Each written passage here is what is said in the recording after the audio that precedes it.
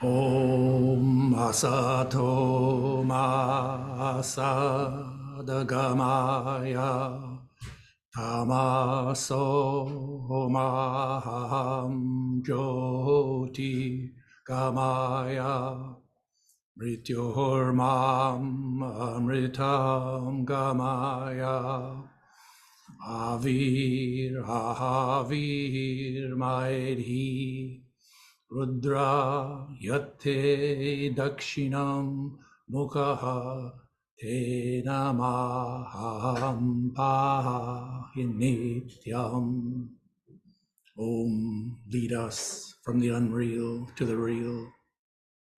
Lead us from darkness unto light. Lead us from death to immortality, and reach us through and through ourselves, and evermore protect us from ignorance by thy sweet, compassionate face.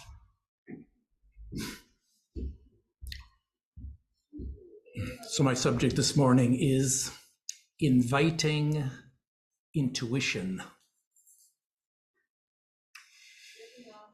Intuition is the power of the self to know things directly and immediately.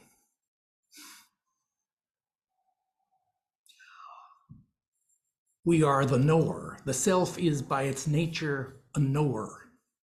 It can know things independently of sense perception, independently of inference or reasoning, independently of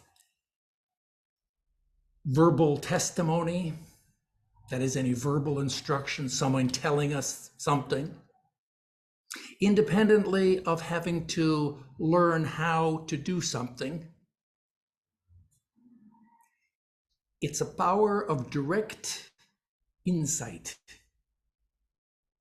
And it's something that it's natural to everyone. Just in our everyday life, we can see our experiences of what we call intuition. For example, these are just mundane examples. Yeah, welcome. If we forget someone's name, for example, or we forget a word in our vocabulary that's very, very important to us and we can't remember it for anything, it's just tormenting us, and what can we do? It's only later when we forget about it, we relax, suddenly it pops into our mind. That's intuition. It didn't come from someone reminding us. It didn't come from reasoning about it or by thinking about it. In fact, the more that we thought about it and worried about it, the farther away it was. Even though it was, as it were, on the tip of our tongue, something as we relax, somehow intuitively, we know it. It's an example that comes to my mind that sometimes it's like getting it. You know, somebody tells you a joke, you don't get it. And then you just walk around and suddenly, man, one day suddenly, oh, I get it. That's like kind of mundane example of intuition. The example that I like comes from an old movie called The Miracle Worker, about the life of Helen Keller. You know her. And in that movie, the Anne Bancroft, this Patty Duke is the blind, deaf, and dumb girl, right? She can't speak, she can't hear, and she's blind. And this is how she's living her life. And maybe she's like now 12 years old, and she's going through life blindly. She can't see anything, she can't hear anything, she doesn't know anything. And her teacher is trying to help her to contact the real world. And she's failed at every one of her methods and techniques. Now her technique is to take her hand, hold her hand, and to write on the hand, she writes the letters of W-A-T-E-R. She writes them on her hand, and then she takes her hand and puts it in the water. And this goes on for days and for weeks, And the poor girl doesn't know, she doesn't know what's going on. One day she gets it. She gets it that somehow the marks on her hand are mean water. What an amazing discovery. From then on, all these different marks, she connects with different things in her environment, and pretty soon she learns to communicate. She learns how to talk. That was an intuition, that was a leap of intuition that enabled her to know, to connect these two disparate things. She couldn't reason it out. She couldn't see it. Somebody couldn't tell it to her. She was deaf. It was only, she had the example of intuition. Now, Swami Vivekananda says that intuition is an example, is a form of intelligence. All living things have some intelligence. And intelligence manifests in three ways. In animals, it manifests as instinct. In humans, it manifests as reason. And in yogis and adepts, it manifests as intuition. Similarly, we can say that the word intuition, let's just contemplate the word a little bit so we can the word intuition can be used in three different ways. It can be used to refer to pre-rational or precognitive intuition, to transcognitive intuition, and to superconscious intuition. Now let's look here at the first kind, what we call precognitive intuition. Sometimes it's called female intuition. We use the word. It's called female intuition because it's all about feelings. Now, it's not a sexist term because you never hear anybody talk about male intuition. It's more common to hear them talk about female intuition because it's maybe more common for them to be, that's the stereotype, be more common to be in touch with their feelings. And therefore, we say that women are more, even in the CIA, when they hire spies, they know that women prefer to hire women because women are very good at reading nonverbal signals.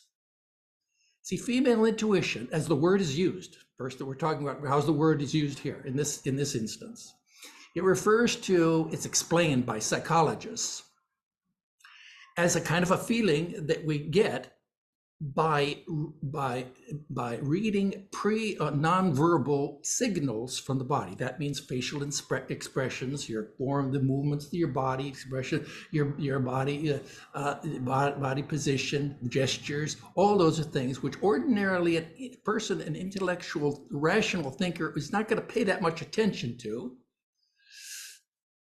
Someone who has a kind of emotional intelligence tunes into those signals. Though that information plus the reference to a memory or an association yields a kind of they jump to a conclusion, and that's kind of what we call female intuition. It's a feeling. And now you may say, well, isn't it, do you mean, what about does that mean that someone with emotional intelligence can feel good and bad vibes, what we call good and bad vibes? No. The person who can feel good and bad vibes is a person like Deanna Troi in Star Trek. She's an alien. That is, she's half human, but she's also half alien. She's an empath. An empathy in its truest sense, I mean, a real empath, that's a psychic power. This form of intuition we're talking is not that.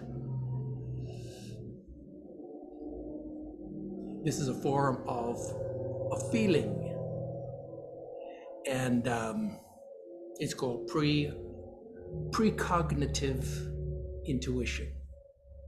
We call someone like this a kind of, it's intelligence, but it's kind of an emotional intelligence. It's not entirely independent of sensory input or information that comes from our own memory.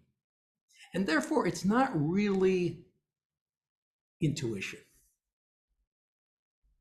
As Swami Vivekananda defines it, he says, intelligence manifests in the living being as instinct. Better to call it instinct. Better to call it a kind of a magnetic animal intelligence, rather than true intuition. Now, that being said, let's look at a second kind of intuition. And while I'm talking here, you process what I'm saying here, so we'll have some time we'll have some dialogue or some your experiences maybe, or some questions or feedback. But a second kind of intuition we could call trans. This is pre-cognitive. Talk about transcognitive intuition. We have Swami Vivekananda says involved reason is instinct. Involved reason is instinct. Evolved reason is intuition. This is what we usually call intuition. So let's look at this kind of intuition. It's quite different from our rational faculty, our intellectual thinking faculty. Intuition is not the same as IQ, intelligence quotient. Intuition is something different. How does it differ from thinking? That is rational, logical thinking. Logical thinking is sequential. It proceeds step by step by step. You go to reason, it's like crossing you come to a swift stream. You have to cross over, so you see that there's some rocks. So very carefully, you step on one rock, then you step on another rock and another rock, and at the end you cross over the stream. That's thinking. That's cognition. But maybe another person comes along. He's a very good broad jumper. He just runs, he takes it with a flying leap. He just jumps over the stream. That would be more like intuition. That is, intuition is a single event. It's not a sequence of events. That's one way that it differs from what we usually call thinking, logical thinking, and linear thinking. Intuition also differs from logical thinking in that the former, that is, the intuition grasps the whole, whereas logic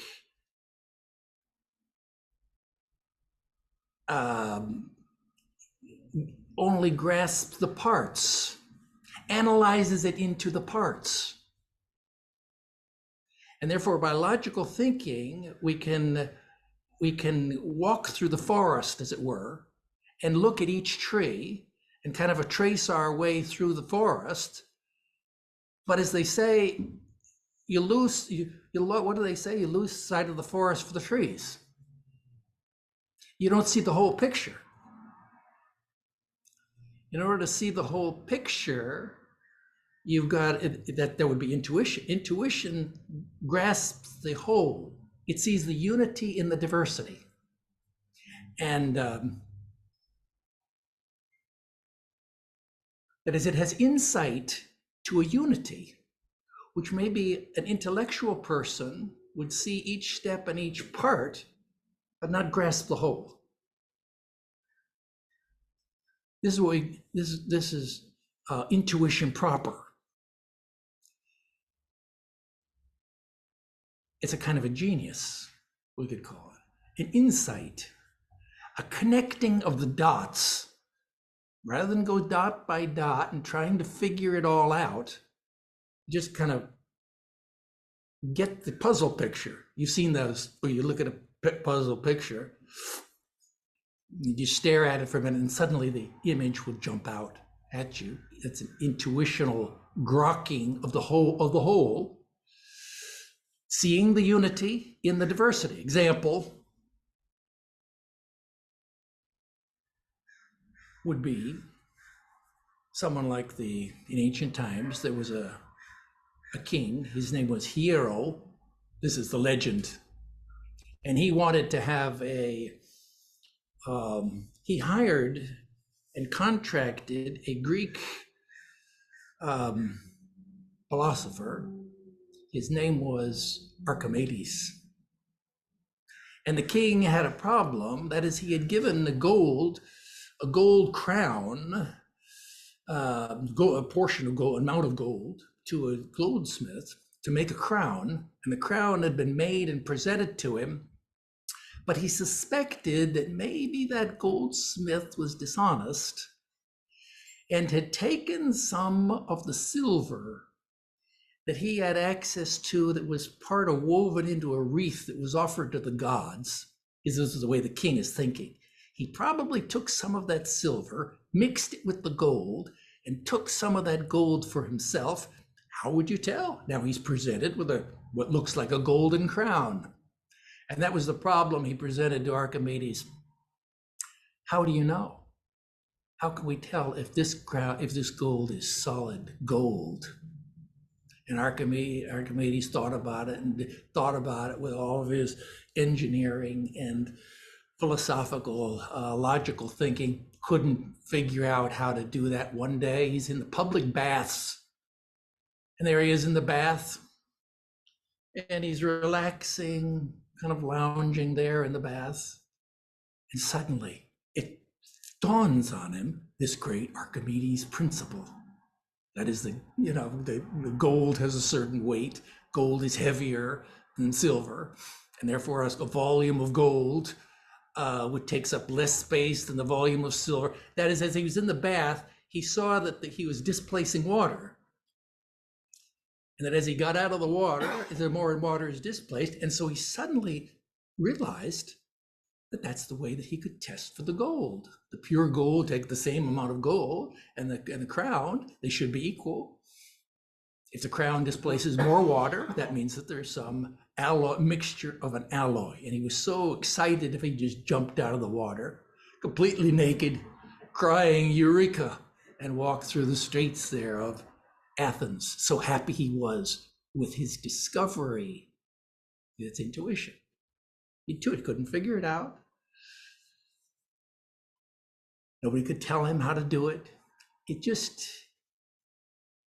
kind of connected the dots somehow.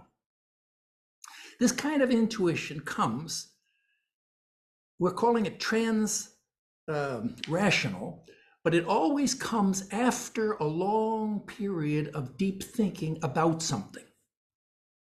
That is, we're thinking and thinking about something. We've all had that experience where you're thinking about something, it doesn't matter if it's sacred or secular, and you can't figure, you lose sight of the forest for the trees.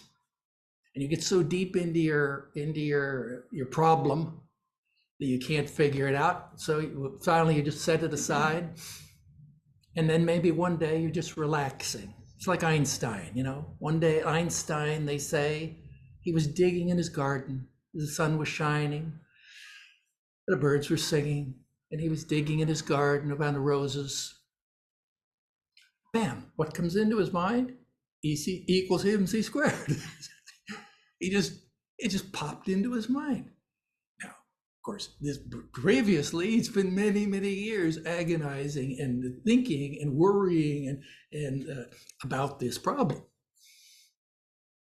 But it was only when his mind became kind of calm and relaxed, and he was thinking about something else. That's an intellectual.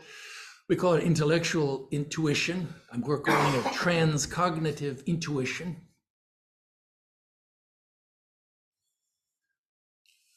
A similar thing happened with, well, there's so many stories there which you know about. Isaac Newton is a classic story. Went home back to the farm where he grew up during the bubonic plague, and get away from out of the city. And there he was in the apple orchard. He was sitting there in the apple orchard. Of course, he'd been thinking about all of these laws of physics, trying to figure them out intellectually, logically, work them out reasonably. And sitting under the apple tree, that apple tree, the apple fell on his head, and he solved his problem. Why the planets circle the earth, why the planets follow the orbits that they do, and why things are drawn as a great theory of evolution. It just popped into his mind. That is the theory, the whole explanation. That's called genius. Genius means, just simple, somebody who can see to use Vedantic vocabulary, who sees the unity in the diversity. And that's what's called intelligence, interlegence. That means reading between the lines. You read something when you know what that means, reading between the lines. You get the meaning, which is not exactly stated in the text, but you understand what it means intuitively because you have intelligence of what it means. So how do we cultivate this? We're talking about inviting intuition. Let's talk first about our first kind of intuition. How would you cultivate what we call female intuition, feeling intuition? Well, that's obvious. We'd pay more attention to our feelings. And if you're a thinking type person, then maybe, and you want to cultivate your intuitive emotional intelligence, then it's reasonable that you would pay more, put more of your attention on kind of how you feel about things. Emotional intelligence means that you know how you feel, you know how others feel, you know what feelings are. You think about what words of feelings refer to. In other words, you become more sensitive to your feelings. That would be a way to get in touch with your emotional intelligence. And also, number two would be to take some steps to trust your positive feelings.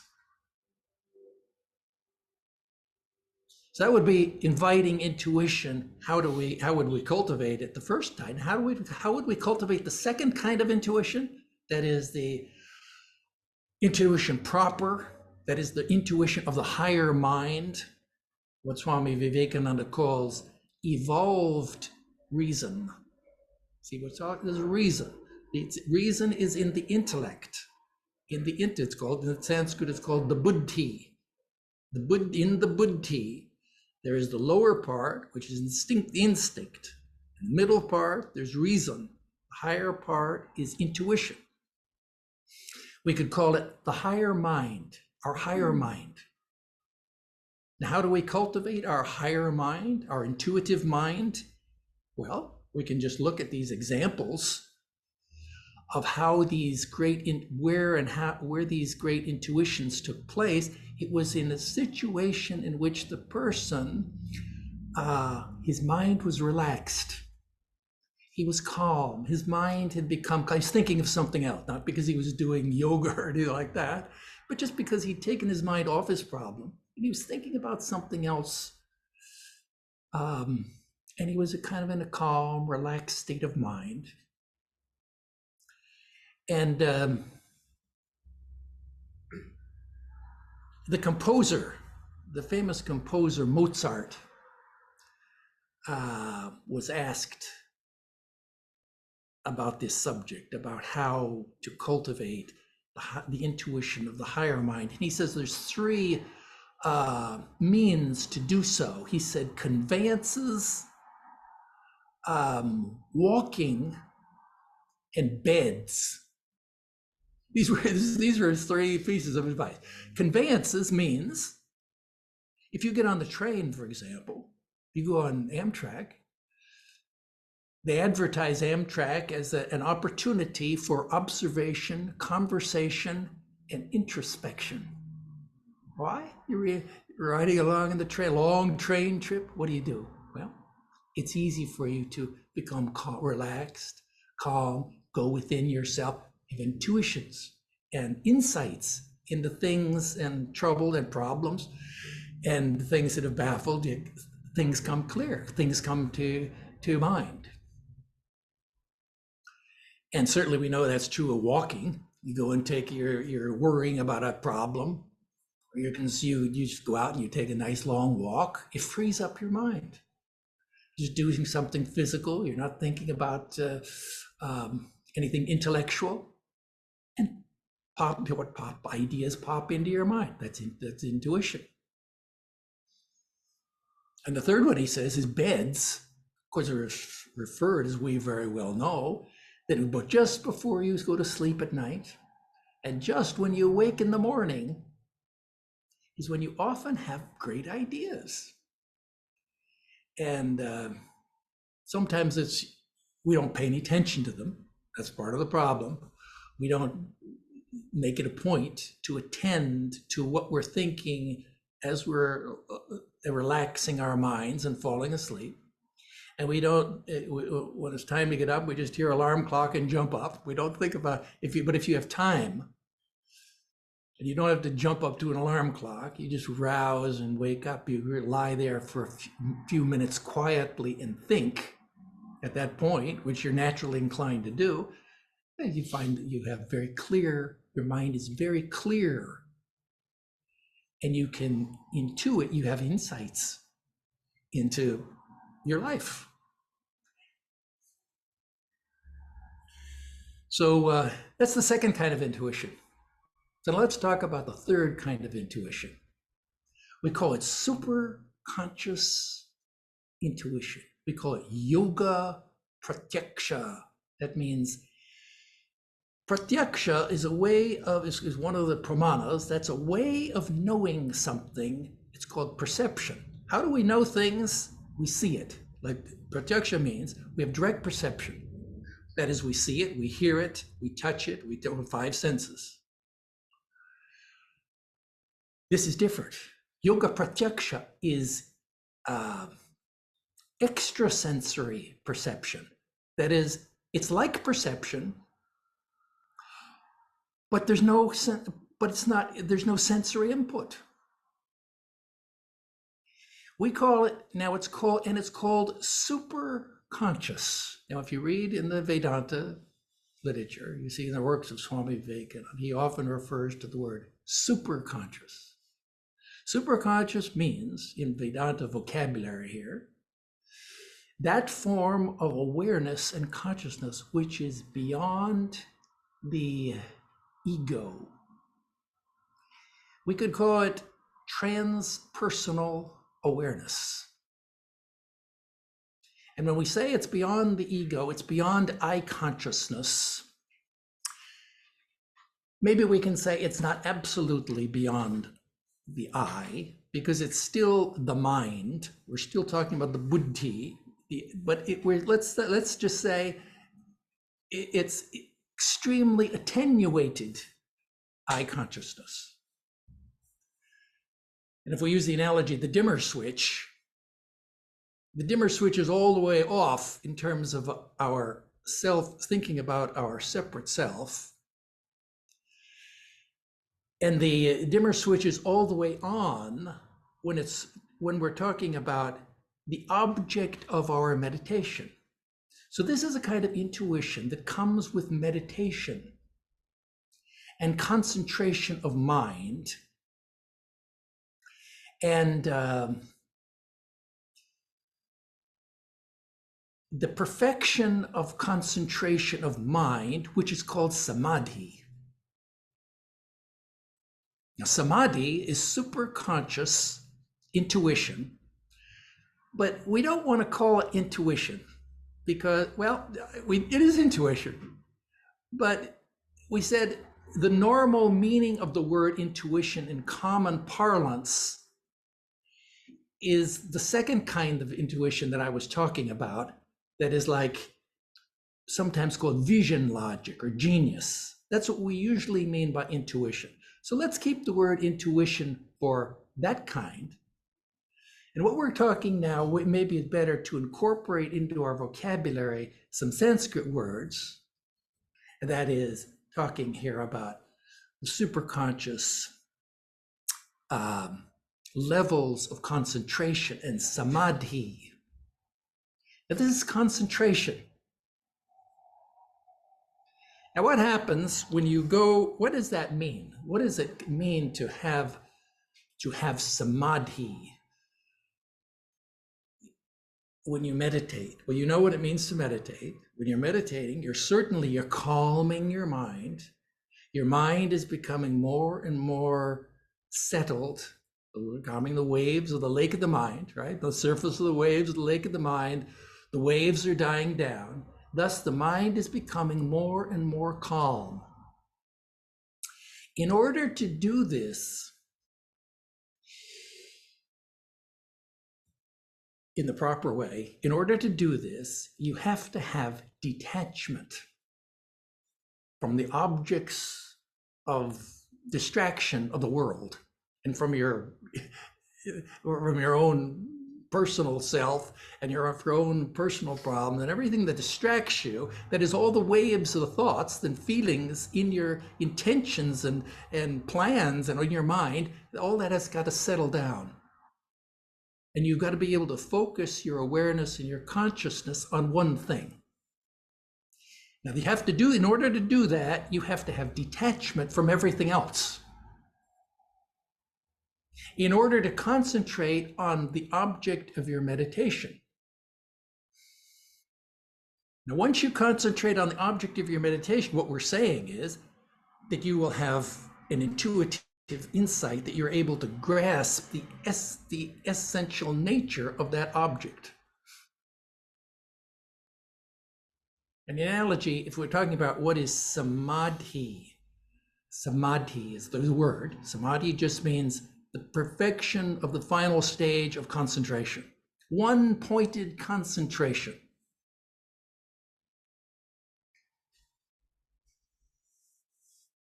And we could say that it's kind of the idea of concentration and detachment are two sides of the same coin. In order to concentrate on something, you've got to detach from everything else. We give an example of you in your house. Let's say your house, that's like your body and your individual self-consciousness is just walking around your house. Let's say that you beginning to meditate and to concentrate is going to be like undertaking a journey, not a journey, but let's say it's going to be like getting on a space shuttle. And it's going to be like leaving the Earth. The space shuttle blasts off from the Earth, and the power of that rocket, that shuttle, goes up into the sky, and maybe it rendezvous. I'm just giving you an analogy. This is an analogy, maybe. Rendezvous with the Hubble Space Telescope. And you get off the space shuttle, and you're in there looking through the telescope. Oh, what can you see? You see all the stars, everything else. And if you turn that telescope onto the Earth, what do you have? The global perspective on the whole Earth. And you can focus on anything on the Earth and see, you can focus on any place on the Earth. And then, because you have gotten there, how did you get there? You can get back the same way on the space shuttle. You can get back to a totally different place on the Earth if you wanted to. Return, that is like concentration. So we have detachment, that's going up. We have concentration, focus, coming back down. And so similarly, that's super conscious. And in order to do that, we have to blasting off of the rocket ship is like transcending the ego. We become, and that's spiritual. That's what we mean by spiritual. Spiritual means that you are now, you're still there. Your self-consciousness is still there, but your ego isn't there. And it's hard for, we think, well, how do we distinguish between ourself, myself, and my ego? This is the point. That you are yourself. And you are, the self is a knower. Yourself, that is your the self of your higher, let's put it, say the self of your higher mind. The Vijnanamaya Atma is a knower. And you can know independently of your separate self and of all of the means of knowledge, ordinarily the means of knowledge. Doesn't matter. Even though your senses are no longer functional, even though reasoning is no longer functional, your lower mind is no longer functional, your thinking mind, still you can, not only can you know, you have a global knowledge and you can focus on any particular thing. This is the knowledge, this is the eye. The guys up there on the Hubble Space Telescope, it's like an eye. It's called the third eye. The third eye of wisdom, of intuition. This is superconscious intuition. This is the eye that was given, for example, in the Bhagavad Gita. Remember, Arjuna is asking, Lord, please show me, I want to know your form, the Vishwa Rupa Darshana. That is your universal cosmic form. Well, you can't conceive an ordinary person. A human mind can't conceive of a cosmic universal form. It's impossible. But Sri Krishna reveals to Arjuna his cosmic form. That's a revelation. See, that's a kind of superconscious intuition. We call it, we're not going to call it intuition. We're going to call it revelation. We're going to call it inspiration. That's better words. It's revelation. It's direct seeing. In ancient times, they were called the rishis. Rishis, it comes from a Sanskrit root, which means to see. They were seers, and they had inspirations, and they had revelations of the Vedic texts, that is, of the universal truths of the nature of the universe. And with those universal, that is, they saw things directly. So we could say, it's part of our subject this morning, as we call it intuition, but it's superconscious. Superconscious means you know it directly and you see the thing as it really is.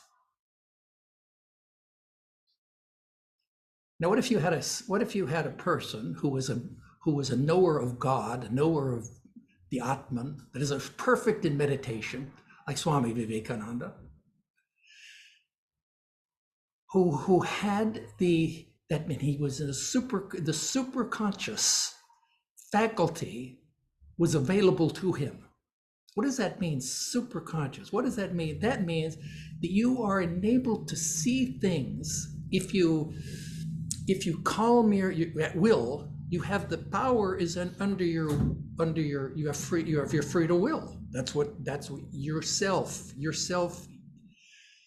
your higher self has free will. You can put your will wherever you want. And when you put your will, it's like telescope, you see the thing exactly as it is. And the analogy of the old Greek philosophers of Plato was the allegory of the cave, which you all know and are familiar with. The people in the cave, the men in the cave, they're bound hand and foot. The fire is behind them, and the objects from the up on the surface have been brought down. They're paraded, that someone is passing them, and they're behind the people who are looking at the screen at the wall of the cave. These objects are being passed by, and all the shadows are cast upon the wall, and it's all they know of reality is the shadow world. They see the forms, they know the names, they're perfectly happy. They know the names of everything, they know the forms, they see everything, but they're not seeing the real thing, which is behind them. And you know how the allegory goes. One guy manages to escape, crawls up that grave and gets up to the surface. And there he's at the surface. Oh, the sun is shining. Looks up in the sky. He sees the sun shining all around. And oh, there's trees. Oh, there's flowers. What a revelation. He sees all those objects, the same things, which he knows. Oh, yeah, that's a tree. That's this grass. Those are rocks and everything. I knew that in the cave, but I never saw them like this. That's because he's seeing them and they really are. That is, he's seeing the noumenal world, not the phenomenal world. He's he's having a superconscious intuition of the noumenal world. This is the idea of, this is a Platonic, beautiful idea of the Greek philosopher Plato. There is a higher world, a world beyond this world, a phenomenal world in which we live, this world of appearances. There's a higher world of perfections, where everything is universal, necessary, and certain. And everything is in an archetypal form. And if you are a philosopher and you have the power of noesis, that is the power of intuition, then you can know those universal, Platonic universals directly. And thus you can know reality. You can know things as they are directly, just by the power of your will, just by your own natural power. You are the knower. That means you are light, consciousness. Well, who are you? You're consciousness. Consciousness is light. Light is what illumines things. Everything, when you illumine, the thing which is illumined is known. That's what it means to know something. It means that I, that is, I am consciousness, means that I illumine it. I see it. I am aware of it. And not only do I know, not only do I see it, I name it. I give it a name. I am aware of the vibration that's associated with it. I give the names to everything. I name everything. That's the knowledge. That's all intuition. That's all higher superconscious state. So these are the yogis. These are the mantra drashtas who see the world. There's an enlightened person who sees the world with the third eye. He still has two eyes. He still has the two eyes. They're not blind. He sees everything that we can see, but he also can access the higher vision. And that's called, now, how do we do that? How do we cultivate this higher intuition? Well, you know very well what we're going to say. You have to practice yoga. You have to practice, in particular, you have to practice Raja Yoga. Any kind of yoga is basically, yeah, but a Raja Yoga is, it gives you the whole scientific, progressive path to realizing this state of concentration, which transcends the separate self, and therefore is spiritual. This is spiritual intuition. And therefore, that's the way of the yogis, rather than just a form of something that just happens to you accidentally. You have just an accidental glimpse, which is what usually intuition means. You don't know how it happened, or you can't repeat it, but you just had a glimpse, you just had an insight. That's well and good. But this is a whole science about how to cultivate the highest form of intuition by following a progressive, methodical, systematic practice. So those are some thoughts about different forms of intuition, how we use the word, and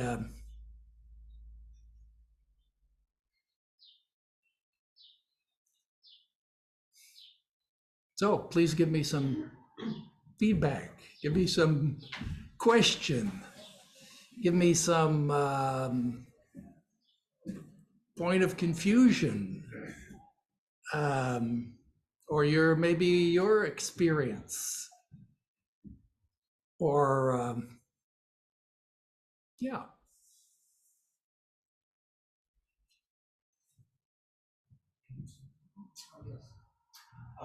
Is samadhi the highest form of intuition? Is samadhi the highest form of intuition?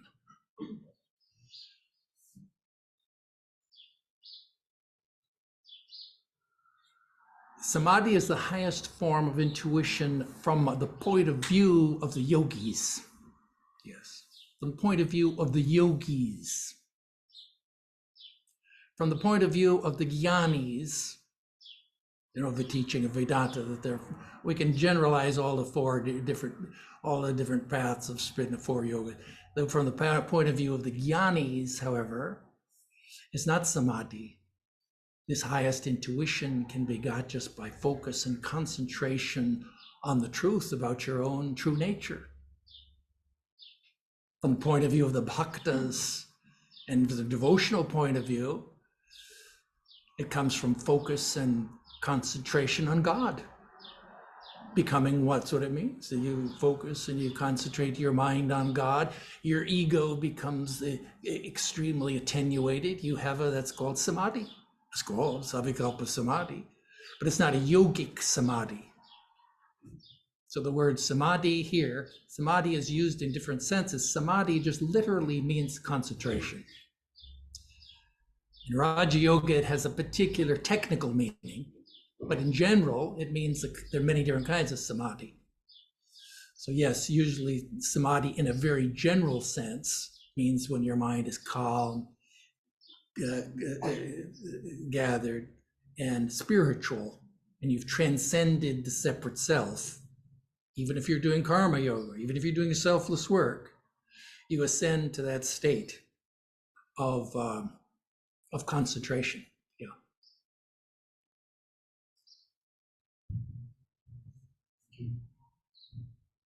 Yeah. Speak up. I can't. Yeah. Uli, just want to say something? You usually have a good question. I followed you quite well through stage 1 and 2, and I have a question about stage 2. Your examples were all about solving a problem that somebody had, pondered about and couldn't come to a conclusion, and suddenly it hit them because they were prepared. Does this also happen for life decisions, what to do? My example is buying a house. We have decided to stay here, walked around on Saturday with a realtor, tried this house and that one, and looked at the bedrooms, how many, and the size of the kitchen, and all these kind of things, and asked about the price. When we came to the one that we ended up buying, we went up the stairs to the sun deck, and I saw the blue ocean, the blue sky, and thought, if we buy this house, I'm going to start meditating. I'll come up here every morning and do that. I had just left the church, Presbyterian church, and was searching for something else. And sometimes I've had other examples like this, how to run a marathon, but that was less important.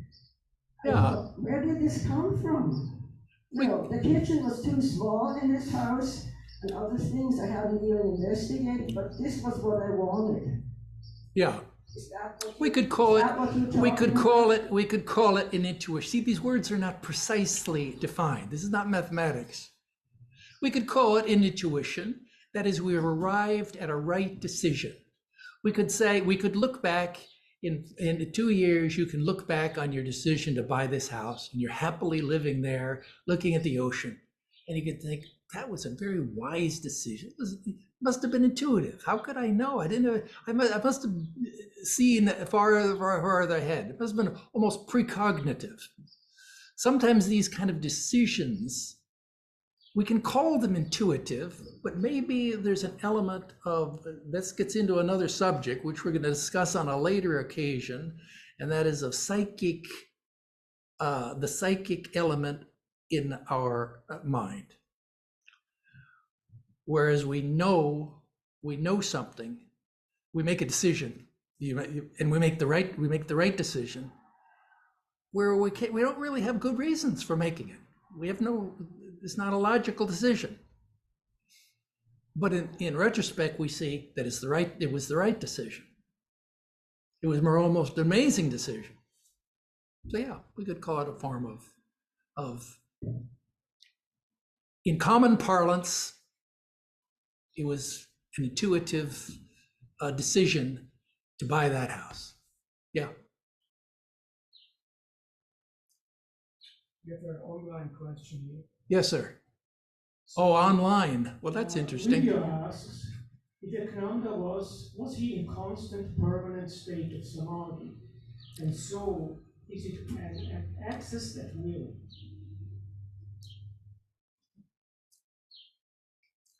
Was he in a constant permanent state of samadhi? Yes. Well, you see, samadhi is a word that has many different meanings. Now, there are people who will say, for example, that Ramana Maharshi, the sage of Tiruvannamalai, that he was in a constant state of sahaja samadhi. That means a natural state of abiding in himself. Was Vivekananda in yogic samadhi all the time? No. He was walking around giving lectures. He wasn't in samadhi. Samadhi there means in the meaning of the yogic term, means a state of deep meditation in which your consciousness is completely withdrawn from the world. So it kind of depends on how you use the word samadhi. As I said, means concentration of mind, which is the result of the other side. It's the other side of detachment. From this sense, we could say Sri Ramakrishna was in a constant state of samadhi. They call it bhava samadhi, although there's different levels of that. But you're in a constant state. You are detached. You're identified with your true self. You're seeing God in everything. And so your mind is very calm and very subtle. You see things as they are. So here, there's the questions here arise from the semantic use of those words. Usually when we use the word samadhi, we refer to it in the context of Raja Yoga, where it has a technical meaning as the highest level of Raja Yoga. It's not the goal. The goal of Raja Yoga is Kaivalya, that is liberation. But samadhi is the highest stage of concentration. And in that context, it's a term of art. Yeah. Yeah.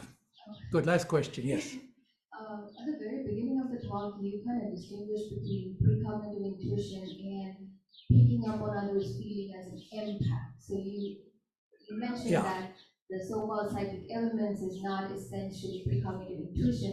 Can you elaborate a little bit, like a little bit more examples? Well, what I meant was there in the beginning, that when we use the word empath is a buzzword today. And people say that they're empath, anybody who has a kind of an emotional, what they call, these are all current pop psychology terms.